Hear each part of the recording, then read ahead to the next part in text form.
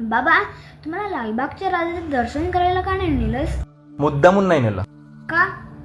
कारण मला तुला तो एक्सपिरियन्स द्यायचाच नव्हता. कुठला एक्सपिरियन्स? अरे कसं आहे, आपण तिकडे 24 तास 48 तास रांगेत उभे राहतो, बरोबर? बरोबर. आणि एवढं सगळं करून आपण बाप्पाजवळ पोचल्यावरती आपल्याला बाप्पाला मन भरून पाहताही येत नाही. आता मला सांग, बाप्पाला बघितल्यावरती तुला कसं वाटलं पाहिजे? प्रसन्न. हा, पण तसं वाटतं का? नाही.